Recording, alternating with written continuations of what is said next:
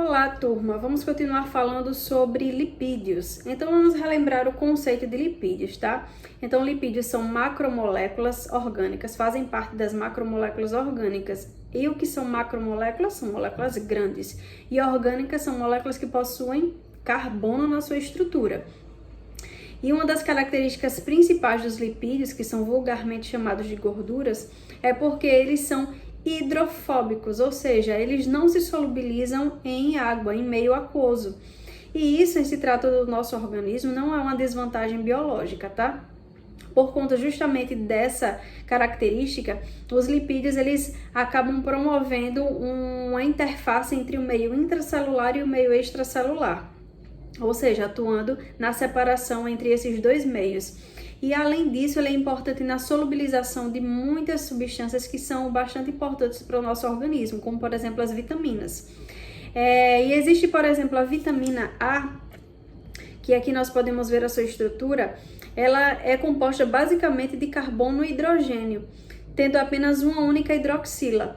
E aí, por ela ser composta apenas na sua maior parte de carbono e hidrogênio, então ela se solubiliza em uma substância que também é apolar, como os lipídios. Por isso que é importante a ingestão de algumas gorduras na nossa dieta. Agora, que sejam gorduras boas, e isso nós vimos um pouco na aula passada, na aula anterior, tá? Já existem outros tipos de vitaminas, como por exemplo a vitamina C. Ela, diferente da vitamina A, ela possui bastante hidroxila. E essas hidroxilas é que vão formar as ligações de hidrogênio com as moléculas de água. Por isso que a vitamina C, ela se solubiliza, como algumas outras vitaminas, ela se solubiliza bem em substâncias aquosas. Agora, por conta disso também, ela é mais fácil de ser eliminada do nosso organismo. É por isso que nós precisamos ingerir vitamina C ou as vitaminas que são hidrossolúveis diariamente, diferente das vitaminas que elas são lipossolúveis. Por quê? Porque elas se acumulam e elas são retidas em um tempo maior no nosso organismo, muito mais do que aquelas vitaminas que se solubilizam apenas em água. Bom, turma, então os lipídios eles derivam de uma classe específica das substâncias orgânicas, que são os ácidos carboxílicos. Então, ácido carboxílico é toda substância orgânica que possui essa função aqui em sua estrutura, C-O-OH, que é a carboxila. Então, quando reagimos algumas moléculas de ácido graxo ou ácido carboxílico, por exemplo, com álcool, nós produzimos o nosso lipídio, que é a nossa gordura que estamos estudando. Então, aqui mais especificamente, eu trouxe a reação para vocês, ó. Então, eu tenho aqui um ácido graxo, ou seja, 3 mols de ácido graxo, reagindo com um mol de glicerol, que é um tipo específico de álcool, para produzir o nosso triglicerídeo. E aí, se vocês observarem, nós temos aqui, ó, R1, R2, R3. E a depender justamente do tipo de cadeia que vai complementar essa base principal do triglicerídeo, é que nós vamos ter lipídios líquidos ou sólidos à temperatura ambiente. Então, se nós temos, isso vai depender se eu tenho uma cadeia complementar saturada ou insaturada.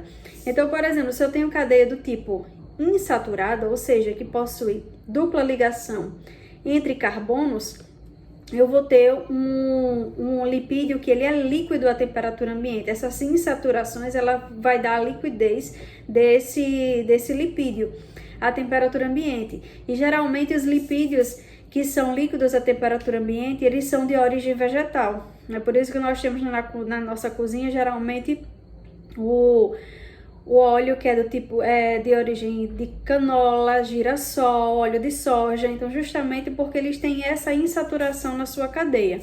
Já quando nós temos lipídios com a cadeia que é saturada, ou seja, ó, entre os carbonos eu tenho apenas uma única ligação, então a gente chama esse tipo de ligação de cadeia saturada. Então, se eu tenho um lipídio que tem a sua cadeia de continuação, uma cadeia do tipo saturada, então eu tenho um lipídio que ele é sólido à temperatura ambiente. Geralmente os lipídios que são sólidos à temperatura ambiente são de origem animal. É por isso que quando nós pegamos a banha do porco, por exemplo, ela é sólida à temperatura ambiente, tá? Bom, turma, mas qual a relação então dos lipídios com a degradação do meio ambiente? Será que existe relação? Então, pela pesquisa que vocês fizeram, com certeza vocês constataram que sim. Há sim relação da ingestão ou do uso desses lipídios com a degradação do meio ambiente. Mas como? Então, a relação existe justamente quando nós descartamos de forma inadequada esse óleo que nós usamos na nossa cozinha. Então, o ideal é que para fritura a gente use cada vez menos óleo, tá? E se precisar usar, que a gente use os óleos mais adequados, que a gente viu isso na aula anterior.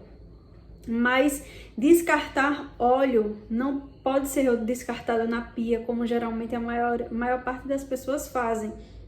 Ou então no lixo de forma inadequada, que aquele óleo pode vazar, pode se misturar com o solo, e aí quando vem a chuva se mistura com as gotículas de água e todo um contexto vai sendo formado de degradação do meio ambiente. Por exemplo, nas nossas casas existem as caixas de gordura que elas retêm parte desse óleo. Porém, nem todo óleo ele consegue ser retido. E parte desse óleo ele vai passar se tiver estação de tratamento, vai passar para as estações de tratamento. Se não tiver, vai sendo canalizado para os outros corpos d'água.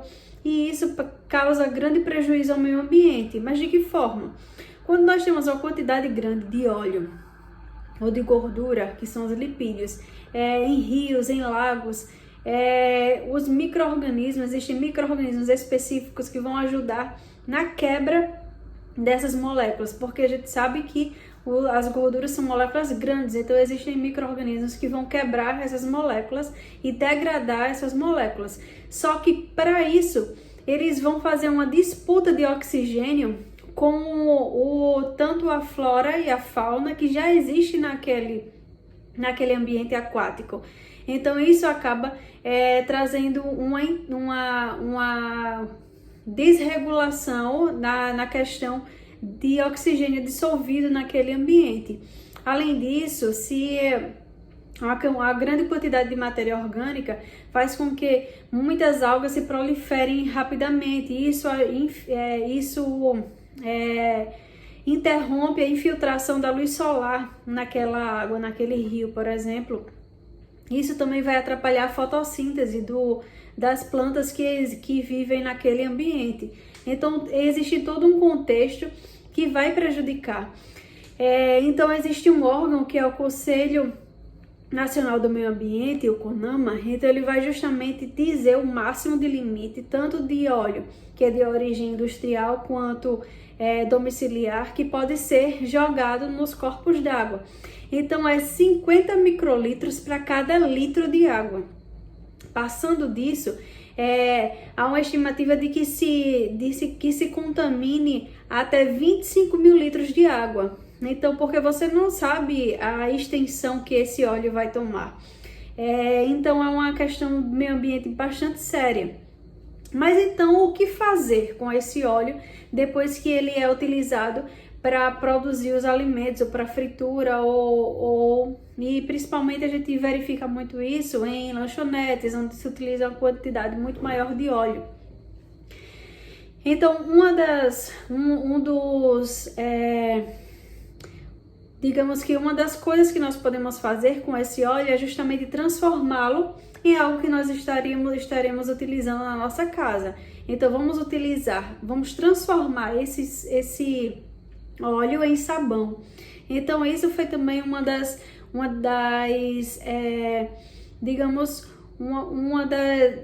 ações que vocês geraram através do formulário que vocês colocaram, que é a produção de sabão através desse óleo.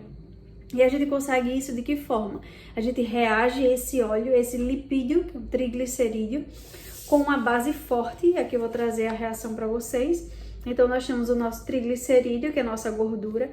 Quando nós reagimos ela com uma base forte, que pode ser hidróxido de sódio, hidróxido de potássio, porém o hidróxido de sódio vai nos dar um sabão mais consistente, transformamos esses dois reagentes em dois novos produtos, que é justamente o glicerol, que é um álcool, e nesse caso a gente não vai conseguir separá-lo do sabão, e o nosso sal derivado do ácido graxo, o sal orgânico, que é justamente o nosso sabão.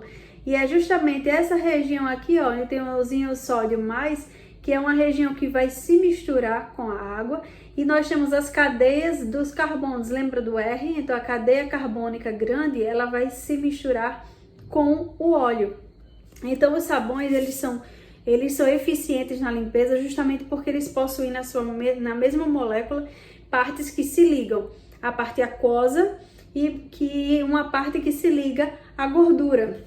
Então, trazendo de uma outra forma aqui para vocês, ó, nós temos aqui o sabão, então nós temos essa estrutura grande que a gente chama de cauda e que vai ser justamente se solubilizar com a parte que é oleosa do meio. E nós temos aqui que é a cabeça, que vai justamente se solubilizar com a parte aquosa do meio. E aí o sabão, ele forma o que nós chamamos de micela com a gordura. Então ele aprisiona a gordura. Então as várias moléculas aqui, ó. Então nós temos essa cauda que é justamente miscível com a parte gordurosa, porque ela é apolar. Então ela vai estar aqui, ó, se interligando com as gotículas de gordura. Enquanto que essa região que eu chamei de cabeça, que ela é polar, vai estar livre na região aquosa, ou seja, na parte que nós formos lavar.